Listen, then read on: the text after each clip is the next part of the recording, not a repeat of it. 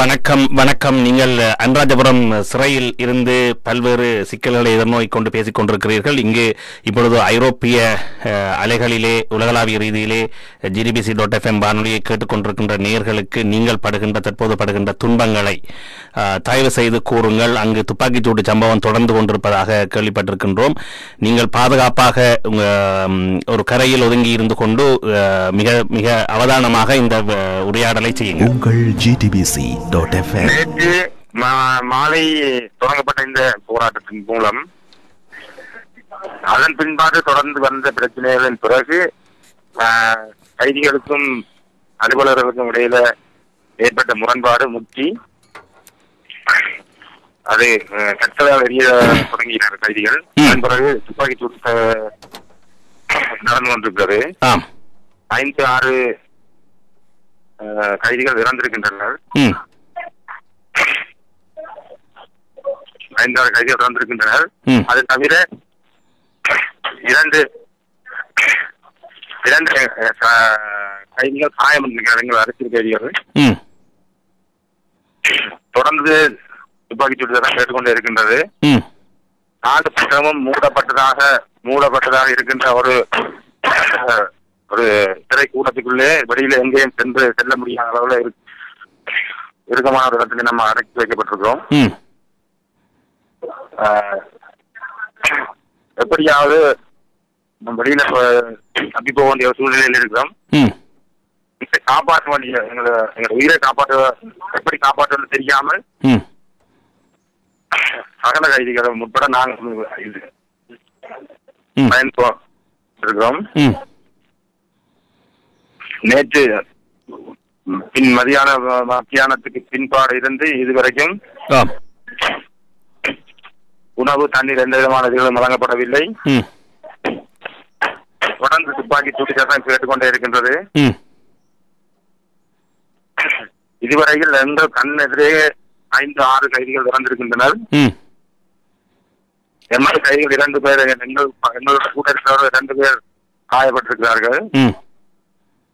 இது இன்னும் எப்பொழுது முடியும் என்றோ அல்லது இதுக்கு பிற்பாடு என்ன நடக்க போவதென்றோ எதுவுமே தெரியாத ஒரு சூழ்நிலையில் மிகவும் பயந்து நாம் ஒடுங்கி போயிருக்கின்றோம்.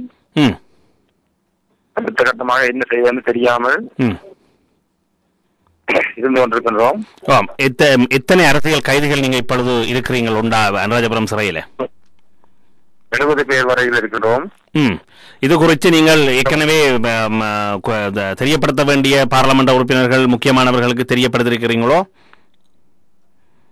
தெரியப்படுத்திருக்கிறோம். ஒருவருக்கு தெரியப்படுத்திருக்கிறோம். நேற்றிலிருந்து இப்படி ஒரு முரண்பாடான சூழ்நிலை வந்து இருக்கின்றது என்று தெரியப்படுத்தி இருக்கின்றோம். இப்பொழுது அதாவது நான் அறிந்தேன் 1200 கைதிகளுக்கிட்ட இருக்கிற உங்களோட பகுதியில தமிழ் சிங்கள முஸ்லீம் கைதிகள் எல்லாருமே ஒன்றாக சேர்ந்துதான் இதுக்கு எதிராக போராடின வேண்டும். ஆனால் ஏன் உங்களுடைய தமிழ் அரசியல் கைதிகள் இருக்கின்ற பக்கத்துக்கு மட்டும் துப்பாக்கிச்சூடு சம்பவம் இடம்பெறுகின்றது? கிட்டத்தட்ட உறுதியாக சொல்ல முடியுமா எத்தனை கைதிகள் இறந்திருக்கிறார்கள் அல்லது எத்தனை பேர் காயம் என்று? நேரடியாக நாம் களவு வழியாக பார்த்துக் கொண்டிருந்தோம். சாதாரண கைதிகள் தான் இறந்து கொண்டிருக்கின்றனர். அரசியல் கைதிகள் யாரும் இருக்கவில்லை. இப்ப காயப்பட்டிருக்கின்றனர். கண் முன்னே விழுந்து பட்டனர். வெடி பட்டு கீழே விழுந்தனர். இறந்திருக்க இன்னும் இதுவரை தூக்க கூட இல்லை அவர்களை. என்ன நடந்ததுன்னு தெரியாது. பிரதான சமையலறை தீப்பிடித்து எரிந்து கொண்டிருக்கின்றது. தீப்பிடித்து எரிந்து கொண்டிருக்கின்றது. எல்லாரும் தீ பரவி கொண்டிருப்பதாக கண்டு கொண்டிருக்கிறோம். தெரியாத சூழ்நிலை மிகவும் பயந்து கொண்டிருக்கிறோம். நன்றி. நீங்கள் உண்மையில் இந்த தகவலை தந்ததற்கு நன்றி. ஏனென்றால் நீங்கள் ஏற்கனவே சொல்லியிருந்தீர்கள் துப்பாக்கி சூட்டு சம்பவம் இடம்பெற்றுக் கொண்டிருக்கின்ற பொழுது ஒரு மூலையில் படுத்திருந்துதான் பேசுவதாக. நிச்சயமாக நீங்கள் உங்களுடைய பாதுகாப்பை உறுதிப்படுத்திக் கொள்ளுங்கள். மீண்டும் ஏதாவது சம்பாவிதங்கள் இடம்பெற்றால் நீங்கள் தொடர்பு கொண்ட இலக்கத்துக்கு மீண்டும் எங்களுடன் தொடர்பு கொள்ளுங்கள். உடனடியாக உங்களுடைய தகவல்களை உலகளாவிய ரீதியிலும் முக்கியமானவர்கள் தெரியப்படுத்த வேண்டியவர்களுக்கு நாங்கள் தெரியப்படுத்தி உங்களுக்கு இயன்ற வரை உதவி செய்கின்றோம். நம்பிக்கையுடன் காத்திருங்கள். நன்றி ஐயா, நன்றி. நன்றி. ஆம், அது அன்றாஜபுரம் சிறைச்சாலையிலிருந்து நேரடியாக ஒரு கைதியோடு தொடர்பை ஏற்படுத்தியிருந்தோம். இப்பொழுது ஒரு மணித்தியாலத்துக்கு முன்பாக ஆரம்பித்த துப்பாக்கிச்சூடு தொடர்ந்த வண்ணம் இருக்கின்றன. பல கைதிகள், அரசியல் தமிழ் கைதிகள் உட்பட பல கைதிகளும், பல்வேறு தரப்பட்ட கைதிகளும் அங்கு சிறை வைக்கப்பட்டிருக்கிறார்கள்.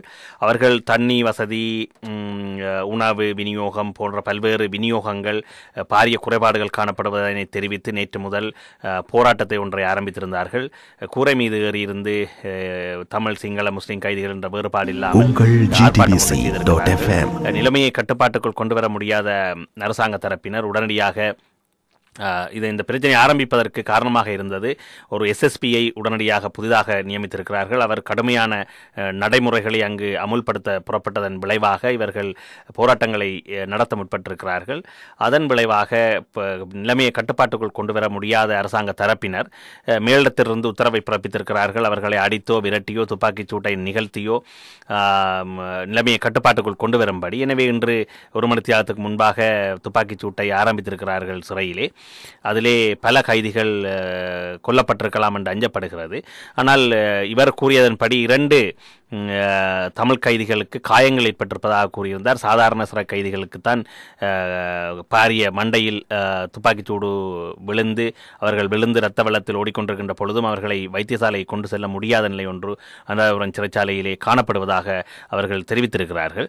நேர்களே, GDBC.FM இணைந்திருங்கள். மேலதிக தகவல்களை globaltamilnews.net www.globaltamilnews.net இணைந்திருந்தால் நாங்கள் உடனுக்குடன் இன்று சிறைச்சாலையில் அன்றாஜபுரம் சிறைச்சாலையில் இடம்பெறுகின்ற சம்பவங்களை உங்களுக்கு உடனுக்குடன் அறிய தருகின்றோம்.